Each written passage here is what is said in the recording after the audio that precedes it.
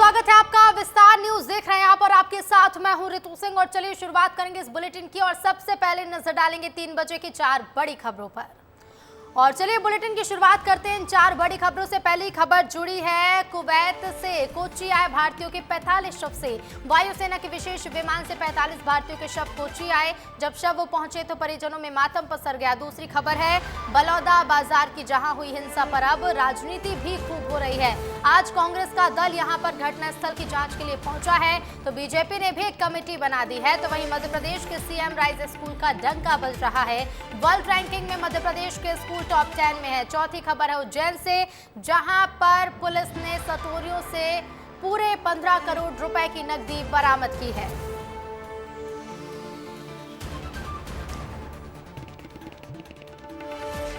और चलिए आगे बढ़ेंगे। गोरखपुर में आरएसएस प्रमुख मोहन भागवत से मिलेंगे सीएम योगी। गोरखपुर में संघ का ट्रेनिंग सेशन चल रहा है।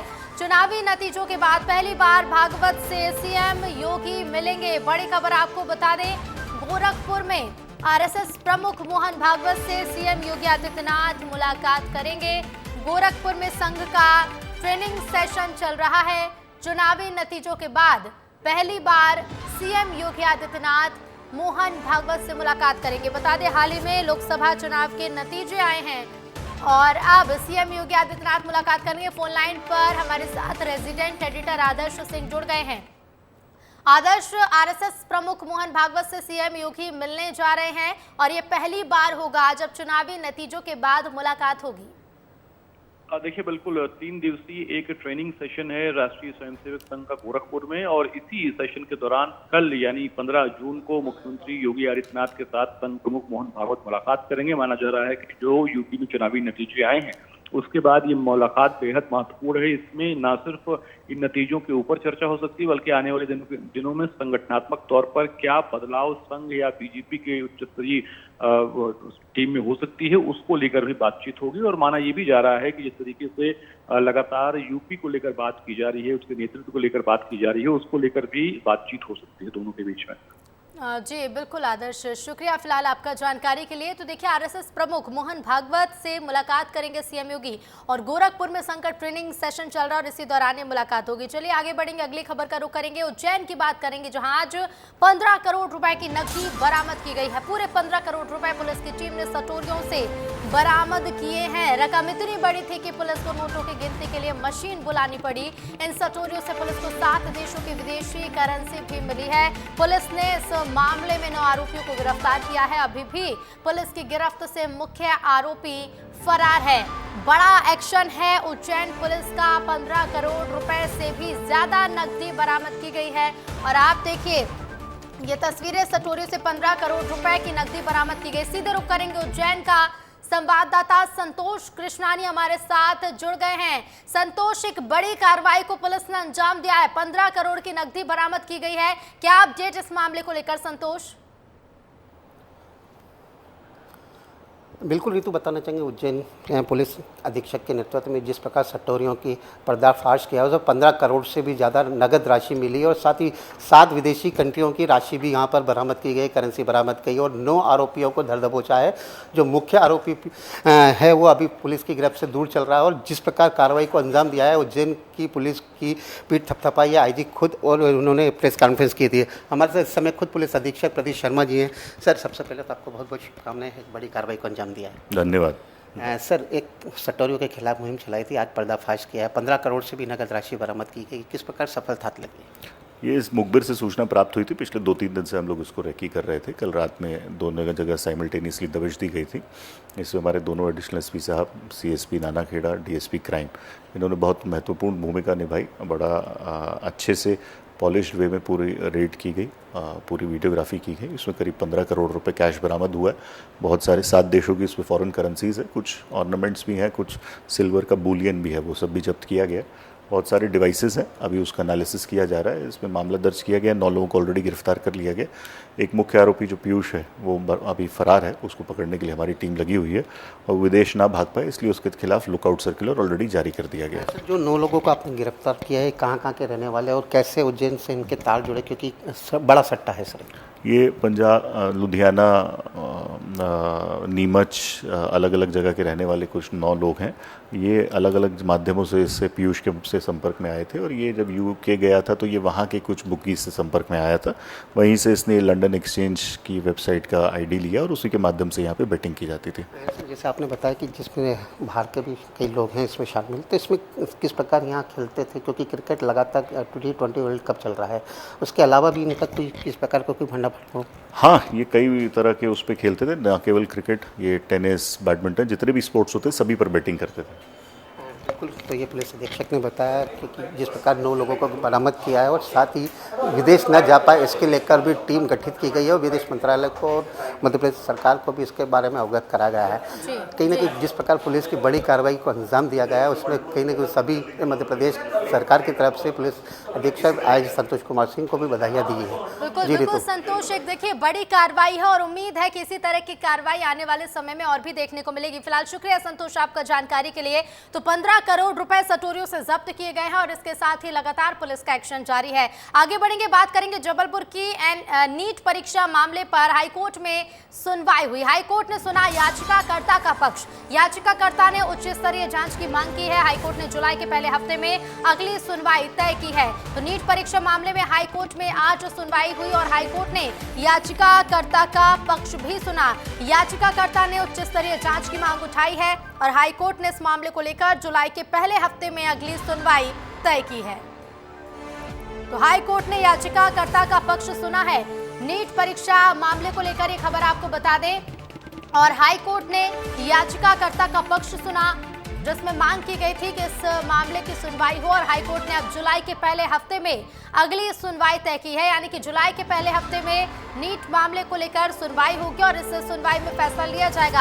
हालांकि फैसला क्या होगा इस सुनवाई के बाद ही स्पष्ट होगा, लेकिन आज जो सुनवाई हुई, याचिकाकर्ता ने उच्च स्तरीय जांच की मांग उठाई है और हाईकोर्ट ने याचिकाकर्ता का आज पक्ष सुना। तो ये बड़ी खबर आपको बता दें, नीट परीक्षा मामले पर सुनवाई हुई हाईकोर्ट में और जुलाई का पहला हफ्ता ये समय तय किया गया है जब इस मामले में एक और सुनवाई होगी। याचिकाकर्ता का कहना है कि इस मामले में उच्च स्तरीय जांच की जाए और इसी को लेकर आज सुनवाई की गई। और सीधे रुक करेंगे जबलपुर का संवाददाता दुर्गेश साहू हमारे साथ लाइव जुड़ रहे हैं। दुर्गेश, नीट परीक्षा मामले को लेकर हाईकोर्ट में सुनवाई रही, क्या कुछ बड़ी बातें इसकी रही हैं और अब अगली तारीख भी दे दी गई है? दुर्गेश। बिल्कुल, देखिए जबलपुर की एक छात्रा ने जबलपुर हाईकोर्ट में ये पिटीशन दायर की है क्योंकि सुप्रीम कोर्ट में मामला लंबित है और अभी वहाँ पर लगातार सुनवाई चल रही है, लेकिन जबलपुर हाईकोर्ट में भी दायर की गई इस याचिका में साफ तौर पर यही मुद्दा उठाया गया है कि नीट की जो इस बार का एग्जाम हुआ उसमें बड़े स्तर पर गड़बड़ झाला किया गया है, बड़े स्तर पर भ्रष्टाचार किया गया है और कई छात्रों को जो 1 से मार्क मिले हैं, 1 से नंबर्स मिले हैं, उसमें इस बात का साफ जाहिर होता है कि कहीं ना कहीं बड़ी गड़बड़ी हुई है, बड़ी तरीके से घोटाला हुआ है और इससे कहीं ना कहीं जो मेहनत करने वाले छात्र हैं, जो दिन रात मेहनत करके डॉक्टर बनने की ख्वाहिश रखते हैं, उनके सपनों पर यह पानी फिरने का काम किया गया है। तो इसलिए इस पूरे मामले की उच्च स्तरीय जांच होना चाहिए और इस पूरे मामले को याचिकाकर्ता का पक्ष आज हाईकोर्ट ने सुना है और सुनने के बाद हाईकोर्ट ने अगले जो माह जो है इस मामले की तारीख तय की है और उस पर फिर अब सरकार की ओर से भी जवाब मांगा जाएगा कि आपका इस पूरे मसले पर क्या कहना है, क्योंकि सुप्रीम कोर्ट में भी ये मामला लंबित है।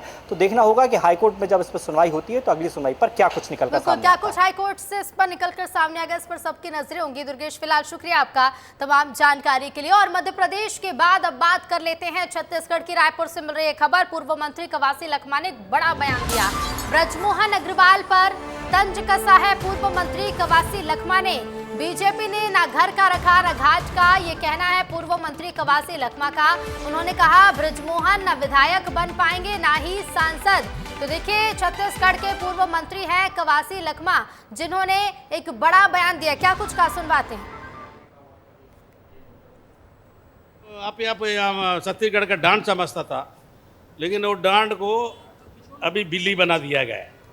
विष्णुदेव सरकार उनको कहीं नहीं छोड़ने वाला है और उसको ना विधायक बन सकता है ना एमएलए बन सकता है ना सांसद रह सकता है। तो पूरा आपके मीडिया में देख रहे थे, सबसे पहला नाम छत्तीसगढ़ में ब्रजमोहन अग्रवाल हम भी टीवी में बैठ के देख रहे थे भाई, बने अच्छा है। लेकिन अभी भारतीय जनता पार्टी ने घर में इतना लड़ाई झगड़ा चालू हुआ, मुख्यमंत्री का कुछ नहीं चल रहा है, दिल्ली से कुछ होता है। तो बृजमोहन अग्रवाल के बयान के बाद अब सियासत गर्मा गई है, और क्या है वो बयान, क्यों गरमाई है सियासत, सब कुछ देखिए विस्तार से इस रिपोर्ट में। ऐसा है, मंत्री तो मैं 6 महीने रह सकता हूँ। मुख्यमंत्री जी जिस दिन कहेंगे उस दिन मंत्री पद से इस्तीफा दे दूंगा। क्या बृजमोहन अग्रवाल खफा हैं? क्या अगले 6 महीने मंत्री बने रहना चाहते हैं बृजमोहन? यह तमाम वह सवाल हैं जो बृजमोहन अग्रवाल के बयान के बाद उठने लगे हैं। छत्तीसगढ़ सरकार में स्कूल शिक्षा मंत्री और प्रदेश भाजपा के दिग्गज नेता बृजमोहन अग्रवाल का नाम केंद्रीय मंत्री की रेस में भी आगे चल रहा था। हालांकि उनको मंत्री नहीं बनाया गया और तोखन साहू बिलासपुर सांसद को जिम्मेदारी दे दी गई, जिसके बाद से अब मंत्री पद छत्तीसगढ़ शासन को लेकर कश्मकश का दौर शुरू हो गया है। जहां नए दावेदार मंत्री बनने की चाह रख रहे हैं, तो वहीं बृजमोहन अग्रवाल अगले 6 महीने तक मंत्री पद छोड़ने के विचार में नहीं दिखाई दे रहे हैं। हालांकि उन्होंने यह भी कहा है कि मुख्यमंत्री विष्णुदेव साय ने मंत्री बनाया है और वह जिस दिन कहेंगे उस दिन इस्तीफा दे दूंगा। मंत्री तो मैं 6 महीने रह सकता हूँ। 6 मतलब मंत्री रहेंगे अभी आप? मुख्यमंत्री जी जिस दिन कहेंगे उस दिन मंत्री पद से इस्तीफा दे दूंगा। पहले आप जान लीजिए कि कोई नेता अगर राज्य में मंत्री रहते हुए सांसद बन जाता है तो उसके लिए निर्वाचन आयोग की क्या गाइडलाइंस हैं। केंद्र में सांसद, राज्य में मंत्री कैसे?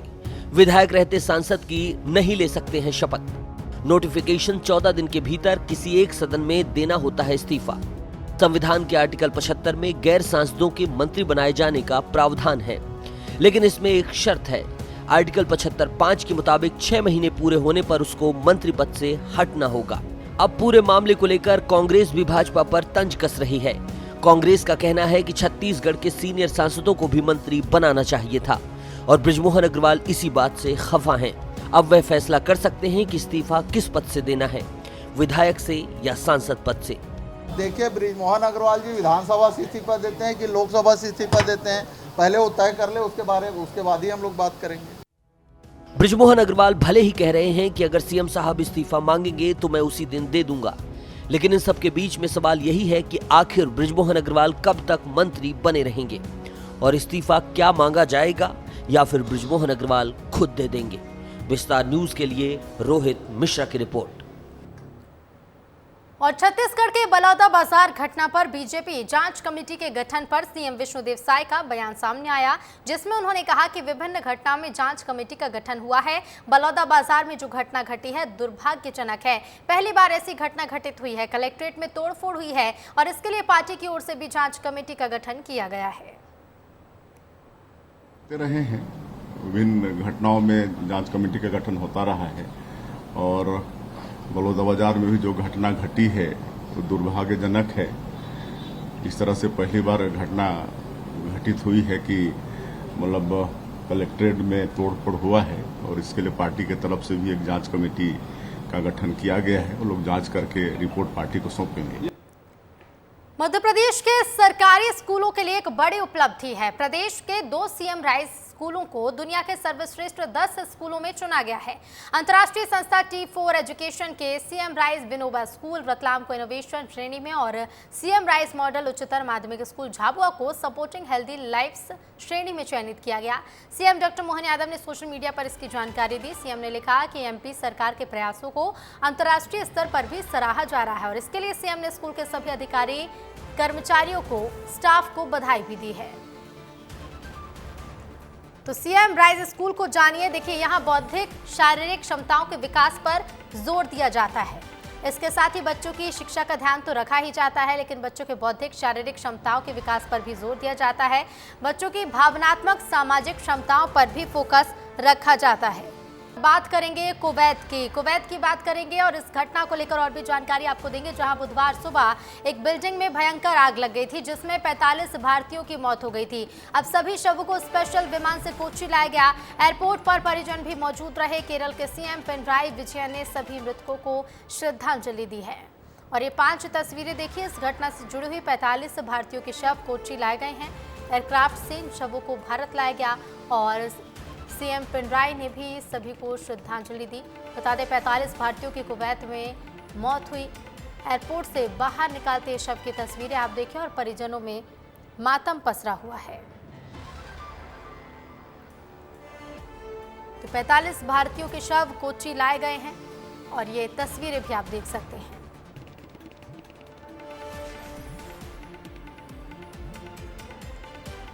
ये 5 तस्वीरें आप देखिए। एयरक्राफ्ट से शवों को भारत लाया गया है और एयरपोर्ट से बाहर इन शवों को निकालते वक्त की तस्वीरें आप देखिए। 45 भारतीयों की मौत हो गई कुवैत में इस हादसे में और अब शवों को भारत लाया गया। और चलिए सीधे आपको तस्वीरें दिखाएंगे क्योंकि आज इटली पहुंचे हैं प्रधानमंत्री नरेंद्र मोदी। और इटली में देखिए ये इटली के राष्ट्रपति से बातचीत करते पीएम मोदी और देखिए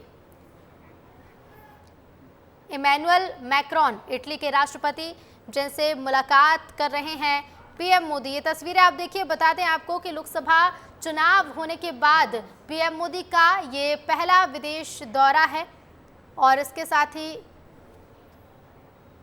ये तस्वीर देखिए फ्रांस के राष्ट्रपति से मिले हैं पीएम मोदी और इस दौरान की तस्वीरें भी विस्तार न्यूज़ आपको दिखाता है। तो देखिए इटली पहुंचे हैं आज पीएम मोदी और आज लोकसभा चुनाव के बाद पहली बार ये विदेश दौरा है पीएम मोदी का। फ्रांस के राष्ट्रपति से उन्होंने मुलाकात की है और ये द्विपक्षीय वार्ता जिसकी तस्वीरें आप देखिए। तो G7 के लिए इटली में पहुंचे हैं पीएम मोदी और इटली में पीएम मोदी का आज आपको बता दें कि जोरदार स्वागत भी किया गया है। और चलिए आगे बढ़ेंगे। पंडित रविशंकर विश्वविद्यालय की एक बार फिर से प्रशासनिक लापरवाही सामने आई है, जहां वार्षिक परीक्षा के दौरान बीए एलएलबी छात्रों को 3rd की जगह 4th का पेपर दिया गया और 1 घंटे तक इसकी सुध लेने वाला भी कोई नहीं था, जिससे नाराज छात्रों ने यूनिवर्सिटी में हंगामा कर दिया। हंगामे को देखते हुए कुलसचिव मौके पर पहुंचे और पेपर को पोस्टपोन कराने का निर्णय लिया गया। छात्रों से बातचीत की हमारे सहयोगी रोहित मिश्रा ने। एलएलबी के तमाम ये छात्र हैं और सुबह 8 बजे अपने वार्षिक परीक्षा को देने के लिए पहुंचे थे, जहां पर इनको गलत पेपर जो है वो दे दिया गया। गलत पेपर देने की वजह से जो तमाम तरीके से लापरवाही है वो कह रहे हैं कि छात्र लापरवाही देखने को मिली है और लापरवाही इस प्रकार थी कि तमाम छात्रों को जो है कुछ लोग बातचीत करेंगे। क्या हुआ था, क्या कौन सा पेपर दे दिया था? सर हमारा पॉलिटिकल साइंस 3 का पेपर था और हम लोगों को पॉलिटिकल साइंस 4 का पेपर मिल गया था और अब इनकी गलती के कारण हमारा पेपर पोस्टपोन हो रहा है। हमारे अभी तक डिपार्टमेंटल के इंटरनल वाइवास कंडक्ट नहीं हुए हैं, तो हमारा पेपर काफ़ी ज़्यादा पोस्टपोन हो जाएगा और इससे हम लोगों को प्रॉब्लम होगी और इसमें हमारी गलती नहीं थी, तो बेसिकली हमको तो पनिशमेंट नहीं मिलनी चाहिए इसकी। क्या पेपर को लेकर क्या निर्णय हुआ है, आज ही होगा कि आगे होगा? हम सारे छात्र अभी घर चले गए, सारे लोग नहीं है तो आज तो हो नहीं पाएगा। ये लोग बोल रहे 10 तारीख को, लेकिन मैं 10 तारीख को अगर होता है करवाते तो मैं 10 तारीख को देने वाला नहीं, क्योंकि मेरे 11 तारीख को और भी पेपर तो मैं लगातार दिलाने वाला नहीं हूँ। क्यों प्रदर्शन कर रहे थे, कौन सा पेपर दे दिया था? पेपर हम लोग का पॉलिटिकल साइंस 4 का दे दिए थे, जो कि आज पेपर था हम लोग का पॉलिटिकल साइंस 3 का पेपर था। क्या मांग कर रहे हैं, मांग क्या है, अब क्या निर्णय होना चाहिए, आगे पेपर बढ़ा दे कि आज ही पेपर? मतलब सर देखिए ऐसा है कि सर कुछ बच्चे जो कि दूर दूर से आते हैं वो सर अपने अपने घर चल दिए हैं, तो हम ये भी चाहते हैं कि सर पेपर थोड़ा आज पोस्टपोन हो जाए। डिपार्टमेंट को लेकर भी सवाल उठाते हैं आप लोग, क्या डिपार्टमेंट में खामियां हैं और प्रशासनिक स्तर पे भी खामियां हैं, क्या देखते हैं? हमारी डिपार्टमेंट बहुत लापरवाही करती है। तो कुल सचिव जी हैं, उससे बातचीत कर लेते हैं। क्या निर्णय हुआ है आगे? सर अगला 10 बच्चे बोल रहे हैं कि 10 तारीख को हो हमारा अगला पेपर, तो 10 तारीख के या 10 तारीख के बाद। कहाँ ये चूक कहाँ हो गई कि दूसरे सेमेस्टर का पेपर दूसरे को दे दिया? ये अब देखते हैं, ये प्रशासन की तरफ से होगा, विश्वविद्यालय प्रशासन की तरफ से, तो जो भी इसमें शामिल होंगे या कहीं से जो गलतियां होंगी तो जो भी इसके लिए दोषी होगा उसके ऊपर निश्चित रूप से कार्रवाई होगी। बोले हैं पेपर नेक्स्ट टाइम करवाएंगे, लेकर में 10 तारीख 11 तारीख जो भी उनका डेट फ्री होगा उस डेट पे करवाएंगे। एक्चुअली हमने 1.5 घंटा इंतजार किया है, उसके बाद अभी 3.5 घंटा हो चुका है, हम लोग ने वहाँ वेट भी किया, फिर भी एग्जाम का एक्चुअली क्या है, लॉ डिपार्टमेंट में बहुत सारी खामियां हैं। तो निश्चित तौर पे इस तरह का मामला होता है और पेपर के पहले दिन इस तरह की लापरवाही बढ़ती जाती है तो कहीं ना कहीं सवाल उठता है। और सीधे आपको लिए चलते हैं छत्तीसगढ़ के बलौदा बाजार, जहां पहुंचे हैं कांग्रेस नेता और प्रेस कॉन्फ्रेंस कर रहे हैं। सीधी तस्वीरें देखिए। ये हो क्यों गया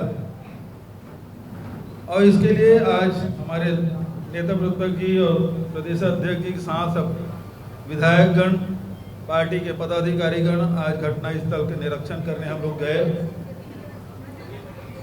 सभा स्थल से कलेक्ट्रेट की दूरी लगभग 2 किलोमीटर है। सभा में सुबह 10 बजे से लोग आना शुरू कर दिए। लगभग 150-200 गाड़ी में लोग बाहर से आए, अन्य जिलों से आए, और जानकारी यहाँ तक है कि नागपुर से भी लोग आए थे, जो स्थानीय लोगों ने जो बताया। और जब 10 बजे से भीड़ आना शुरू हो गया, प्रशासन की ओर से कोई व्यवस्था नहीं थी।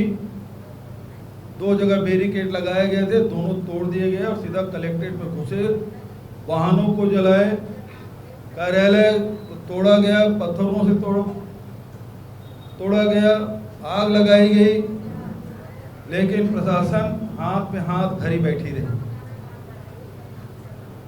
जब उनको जानकारी है 10 बजे से भीड़ आनी शुरू हो गई है, तो पुलिस बल की व्यवस्था करनी थी। रोकने की व्यवस्था की नहीं गई। इनके पास कोई अल्टरनेटिव मैनेजमेंट नहीं था और सीधा ये कार्रवाई हुई। पहले फायर ब्रिगेड की गाड़ी को जलाया गया, फिर वाहनों को, रास्ते भर जितने वाहन मिलते गए उनको जलाते गए। ये जानकारी अभी मिली। अभी पूरा बलौदा बाजार जिले में दहशत का वातावरण है, भय का वातावरण है। कोई व्यक्ति कुछ कहने को तैयार नहीं है। बहुत सारी जानकारियां मिल रही है कि जिसके परिवारजन मिसिंग है।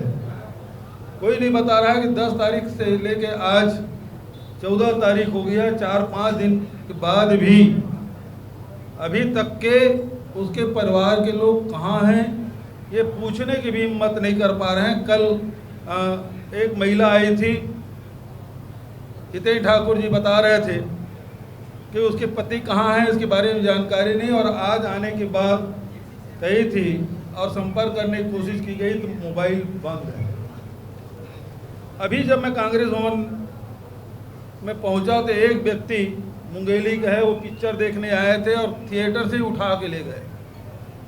रास्ते में जो मिल रहे हैं उसकी पिटाई कर रहे हैं। पहली बात तो ये पुलिस नाकाम रही, अब उसका खामियाजा आम जनता भोग रही है। रास्ते में पकड़ पकड़ के पीट रहे हैं, उसको अंदर कर रहे हैं। रायपुर ग्रामीण के विधायक के रिश्तेदार भी यहाँ आए थे किसी काम से, उसको भी उसी गाड़ी को, वाहन को तोड़ फोड़ किया गया, उसको भी बेदम पिटाई की गई। तो ये कुछ भी पुलिस निरंकुश हो गई है और पूरे बलौदा बाजार में और आसपास के गांव में एक दहशत का वातावरण बना हुआ है जो बेहद दुर्भाग्यजनक है।